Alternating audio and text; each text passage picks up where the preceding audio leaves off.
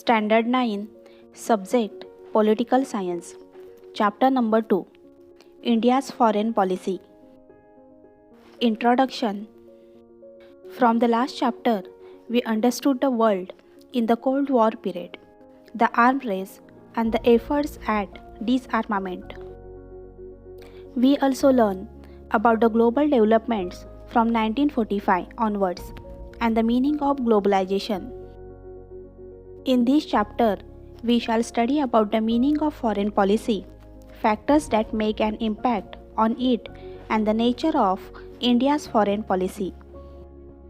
Every nation has policies about its internal dealings as also about its relations with other nations. Such a policy is called foreign policy. All countries are members of the international system. We have already studied that none of these countries is completely self-reliant, and hence there is mutual independence in the international system. Only this independence should not be of benefit to a few countries. Efforts need to be made to ensure that it benefits every nation. Each country has to decide the nations with which it should be friendly, in which bloc it should participate, or what action it should take in international relations. Such decisions should be made thoughtfully. Every sovereign and independent country decides its own foreign policy. Hence, in the discipline of international policies, which studies the international relations between nations, foreign policy has an important place. National interest. National interest and foreign policy are closely connected to each other. National interest is fostered through foreign policy. National interest implies the means through which the independence and sovereignty of our country can be safeguarded. National interest also includes efforts to achieve our economic development and to take steps toward increasing our national power. The following factors are included in the national interest of any country. Defense. The protection of our country's independence, sovereignty, and integrity is the highest national interest. Economic development. Economic development is also an important national interest, and economically weak nations will not be able to maintain its independence. Hence, economic development is understood to be an important national interest. Next only a defense. National interest and foreign policy. Foreign policy is drawn up to foster the national interest of defense and economic development. National interest is considered to be the goal and foreign policy is considered to be the means to achieve it. Goals of nation change with the changes in conditions and time. Accordingly, national interest also changes. These changes are reflected in the foreign policy. Therefore, foreign policy is always dynamic. When we have to study a country, it is necessary to understand its constitution and its foreign policy. Factors influencing foreign policy. Foreign policy decides what kind of relations to have with which country in the international system, but several factors affect foreign policy while it is being decided. Come, let us learn those factors one by one. Geographical location. You must have seen the globe or map of the world. You can see the geographical location of any nation from that. Some countries are far away from other countries, while there are several neighboring countries around some countries. Some nations have a long coastline, while some have plenty of mineral wealth. In some, the size, population, topography, coastline, availability of natural resources, all these factors need to be considered while deciding the foreign policy of any country. Political system. In a democratic political system, the nation's parliament plays a major role in involving foreign policy. When different aspects come up for discussion in parliament, the opposition parties try to regulate the foreign policy by raising questions about the same. Federal political systems have to take into account the inclination of the constituent state while shaping foreign policy, because the affairs in neighboring nations affect constituent states. For example, events in Sri Lanka may affect Tamil Nadu, and those in Bangladesh may affect West Bengal and the Northeast Indian states. Economy. In modern times, the economic condition of any country has acquired great importance in deciding foreign policy. As a result, the economy impacts foreign policy in two ways. First, foreign policy is shaped by the need to establish economic relations with other countries. Import-export, participation in world trade, all aim at strengthening the economy of the country. Second, in today's world, the issues of economic security are as important as national security. A country is recognized to be powerful in proportion to the economic security it enjoys. Countries having a strong economy are less dependent on others, and they can have an independent foreign policy as well. International leaders. Countries having a strong economy are less dependent on others, and they can have an independent foreign policy as well. The President, the Prime Minister, the Foreign Minister, the Defense Minister, the Finance Minister, and the Home Minister have a role in deciding foreign policy. The person holding these positions try to maintain the continuity in foreign policy and to improve upon it. For example, Pandit Jawaharlal Nehru contributed the policy of non-alignment to India's foreign policy. Prime Minister Atal Bihari Vajpayee contributed a great deal to improving Sino-Indian relations. Administrative factors. Ministry of External Affairs, Foreign Secretary, embassies in different countries, diplomatic officers, etc. are the administrative factors involved in creating foreign policy.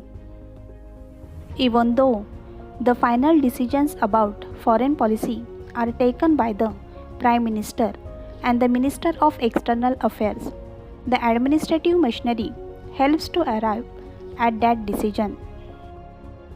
The administrative officers collect information needed to shape the foreign policy, analyze it, and give appropriate advice based on it. The National Security Advisor also completes these tasks. India's foreign policy. India got independence in 1947, and from when onwards we started shaping our foreign policy independently. The directive principles of state policy have laid down guidelines about how to shape foreign policy. Article 51, among the directive principles of state policy, lay down the broad framework for foreign policy. According to it, India should give priority to safeguard international peace and security and resolve our international problems and disputes by peaceful means. The objectives of our foreign policy should be to maintain friendly relations with other nations and respect international law. Let us learn the other objectives of India's foreign policy. While maintaining friendly relations with neighboring countries, ensure that the defense and security of India is not affected, not to compromise about the geographical boundaries of the nation. Protect the unity and integrity of the country, protect the interest of India's citizens living in other countries. This responsibility is fulfilled by the Indian embassies there to establish economic and commercial relations with other countries for achieving economic development of India. A review of India's foreign policy. We shall take a review of India's foreign policy in two stages. The period from independence to 1990 can be considered as the first stage. Second stage would be from 1990 till date. India's foreign policy early phase. Prime Minister Pandit Nehru shaped India's foreign policy in the early period. He opposed colonialism through India's foreign policy. He took an internationalist position and gave priority to global peace and security. Three things influenced India's foreign policy in this period. First, we made an effort to understand all international events and developments independently, without any pressure from any power. Peace has always been a central feature of India's foreign policy. Second, the threats from China and Pakistan were also taken into account. Third, one more feature of India's foreign policy at this time was the insistence on self-reliance. In the beginning, India decided to improve relations with countries in Asia. Efforts were taken to cooperate with Asian countries in order to achieve development and to keep our independence intact. This concept of regional development later expanded to include Africa as well. But some Asian African countries participated in the military acts led either by America or the Soviet Union. This stopped the process of regional development. After these countries of Asia and Africa, which did not participate in these military pacts, supported the concept of non-alignment. Peace and freedom became the fundamental principles of non-aligned policy. In this period, India had to face conflict with neighboring countries. War happened between India and Pakistan over the Kashmir question in 1947 to 40 and 1965. In the third war that happened in 1971, Pakistan broke apart and independent Bangladesh was created. In the decade of the 1970s, there came about some stability in India's foreign policy. India had risen as a powerful regional power in South Asia. By conducting nuclear tests in 1974, India had also proved her nuclear capability. From 1980, however, some changes began to take place.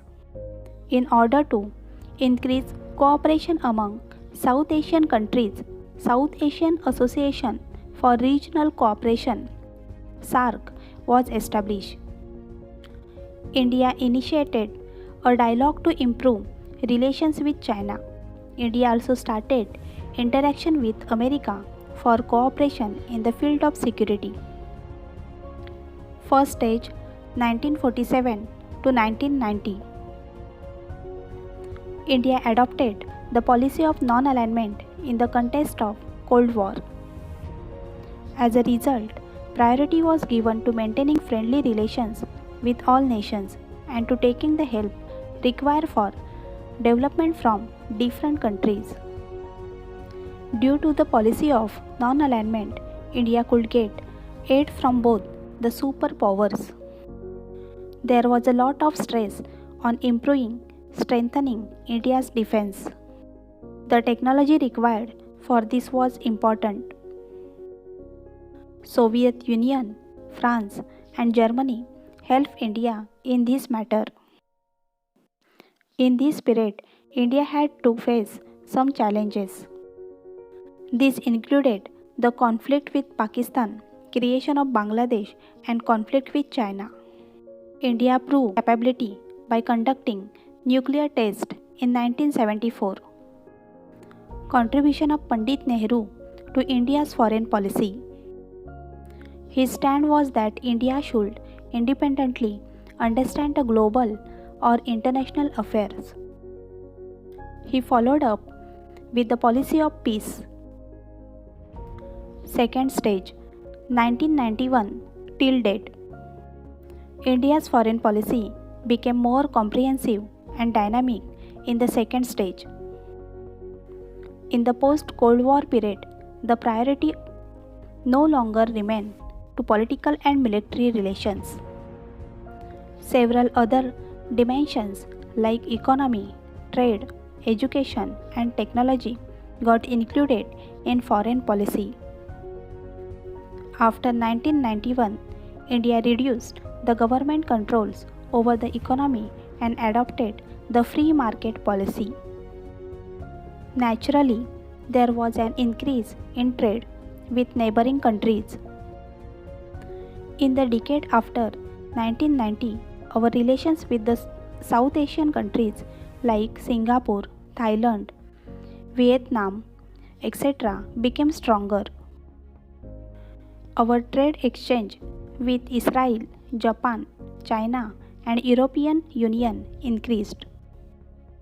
India began to participate in organization at the international and regional levels more than before. For example, G20 and BRICS means Brazil, Russia, India, China, and South Africa.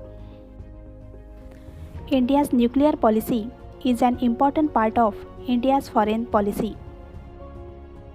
You must have studied the meaning of nuclear energy and its uses in subjects like history, geography, or chemistry. Having understood the importance of nuclear power, India undertook the nuclear energy program independently after independence. For this, we established the Department of Atomic Energy and the Indian Atomic Energy Commission. The first chairman of the Indian Atomic Energy Commission was Dr. Homi Bhabha. Even though electricity generation was the main purpose behind the program, it also aimed at creating military capability. As a consequence of this, India conducted her first nuclear test in 1974. India built nuclear weapons and conducted nuclear tests in 1998. We have also made missiles carrying nuclear weapons, and the Air Force and the Navy have been enabled for carrying them. Do you know? Nuclear weapons are extremely destructive, hence it is necessary to make consistent efforts so that they are never used. 2 treaties have been made to stop the spread of nuclear weapons. First, Nuclear Non-Proliferation Treaty (NNPT). Second, Comprehensive Test Ban Treaty (CTBT). The conditions of both these treaties are of benefit to big nuclear powers, and they put unfair restrictions on developing countries. Hence, India has not signed either of these treaties. India is now a country which has nuclear weapons. We have accepted the role of a responsible nuclear power.